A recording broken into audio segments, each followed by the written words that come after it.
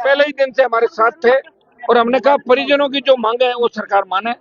प्रमुख मांग थी हमारी उसको अरेस्ट करके निलंबन की, तो इसमें सरकार ने एपीओ करके, और चूंकि रेजिडेंट जो जाट है वो आंदोलन पे है और प्रोफेसर की जो यूनियन है इनकी टीचर, उन्होंने भी आंदोलन किया उस प्रोफेसर के बचाने के लिए, फिर भी सरकार ने इसको एपीओ करके और दूर जगह वहां से हटा देंगे।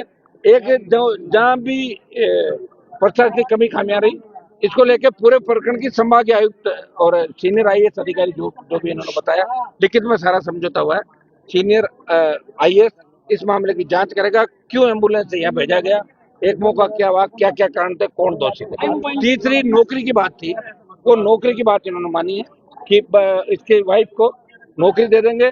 कुछ सरकार का जो पैकेज है वो वही बात करके आए, उसमें क्या इनको मिला है सरकारी पैकेज। और दूसरा एसआईटी का गठन करके आईजी रेंज जोधपुर के नेतृत्व में नीचे टीम बनाई है, तो इस पूरी घटना की जानकारी लेगी और इसके अंदर उसकी बाद में गिरफ्तारी तय होगी। इन बातों पे परिजन और हमारी तरफ से, फिर रात को परिजन गए, दिन में गए, हमारी तरफ से विधायक संगरिया और आरएलपी और पूर्व शासन संघ के अध्यक्ष और 2-3-4 हमारे आपके विक्रम विष्णु जिला प्रमुख, ये सारी टीम वहां पे वार्ता के अंदर शामिल हुई। और चूंकि सरकार के अंदर 2-3 तरह की बातें आ रही थी, सरकार जिस हिसाब से चल रही है, आप भी जानते हो सरकार को कौन चला रहा है राजस्थान के अंदर।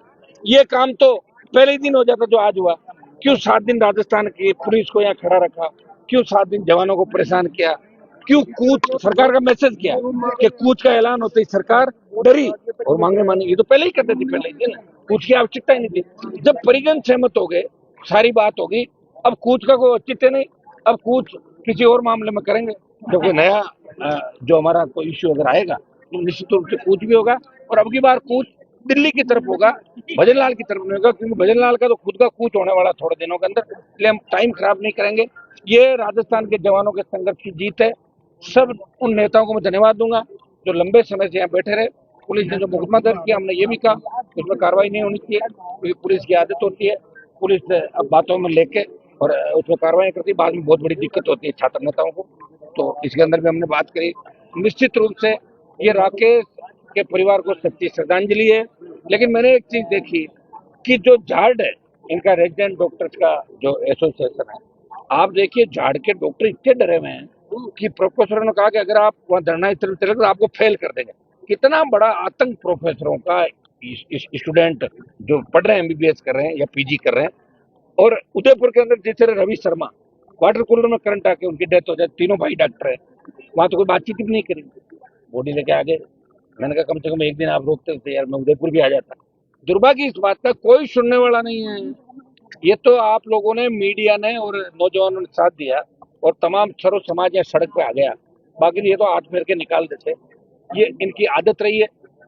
मैडम कल यहाँ मिलने के लिए आए किसी आरएस अभ्यर्थी से, तो मैडम यहाँ भी आ सकते थे, परिजनों से मिल जाते। कौन सा उनका कोई घेराव कर रहा था, कौन उनको पकड़ रहा था?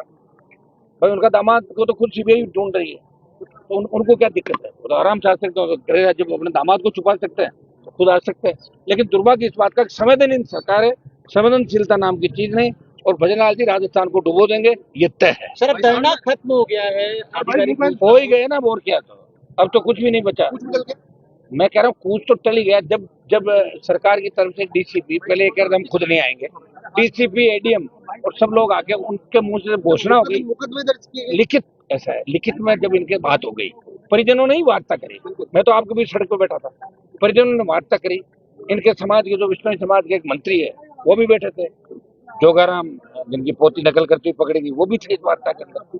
तो ये तमाम लोगों के बीच, कमिश्नर भी थे, ब्यूरोक्रेट्स भी थे, तो तमाम के बीच बात हुई है। मैं बातचीत में वहां शामिल नहीं था, लेकिन परिजन संतुष्ट है और ये तय है कि ये अगर कार्रवाई नहीं करेंगे तो निश्चित रूप से तो कार्रवाई होगी। 100% एचओडी वाला काम तो इसलिए होगा कि आज नहीं तो कल उसको उसके पापों की सजा मिलेगी। निश्चित रूप से सरकार 2 दिन किसी को मोहलत दे सकती है, अरेस्ट भी होगा और कानून का हाथ लंबे, न्याय हमें मिलेगा। हनुमान जी, आपने कहा था कि हनुमान को क्रेडिट नहीं मिल जाए, इनको न्याय मिल जाए। हाँ। लगातार आप ये सही है बात, धरने भी दे रहे हो, क्या कारण था? क्रेडिट के लिए परिजनों को परेशान किया जा रहा था? अब तो कारण एक दोनों पार्टियों को एक ही आदमी दिख रहा है, इसको कैसे रोके? ये क्यों नहीं, ये सो क्यों नहीं जा रहा, जाके ही सो जाए, तो हम भी लूट खसोट कर ले आराम से।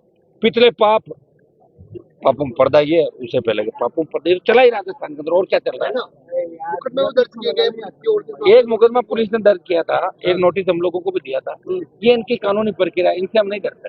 ये तो होते रहता है, मुकदमे होते रहते हैं, बरी होते रहते हैं, सजा भी हुई हम लोगों को, फिर भी लड़ते रहेंगे।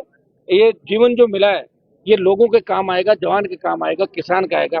मैं तो कहता हूँ अगर राकेश बिश्नोई की जगह कोई ऐसी जाति का बच्चा भी अगर होता, किसी ऐसी जाति का जिसका एक भी विधायक नहीं, हमारे तो जाट बिश्नोई मिलाते 40 MLA 7 MP है, फिर भी 7 दिन लगे न्याय मिलने में। कितना बड़ा दुर्भाग्य आप बताइए। तो ऐसी गरीब जाति जिसका कोई विधायक नहीं हो, अगर उसके साथ कोई घटना हो जाए फिर कौन जाएगा? उसका तो MLA भी नहीं, हनुमान बेनीवाल जाएगा वहाँ। मैंने बंजारों का कोई विधायक नहीं, नागौर में न्याय दिलाया, उनकी बस्ती को उजाड़ा, फिर भी उनके साथ खड़ा रहा, सरकार से टक्कर ली, नया कानून बनवा दिया कि अब गौचर के अंदर भी अगर पुराने मकान बने हुए तो उनको तोड़ने से पहले पुनर्वास की व्यवस्था करें, उनको पट्टे दिए जाए। ये कानून हनुमान बेनीवाल के संघर्ष से ही राजस्थान के अंदर बना था। हमारा संघर्ष आगे जा रहा है। मीडिया को बहुत बहुत धन्यवाद आपका।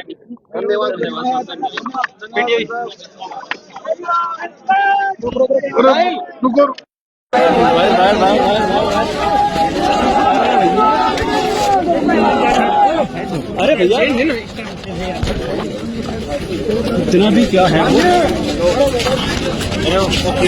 अरे वही तो बोल रहा हूँ, इतना भी क्या माइक तोड़ के आराम से समझ लो।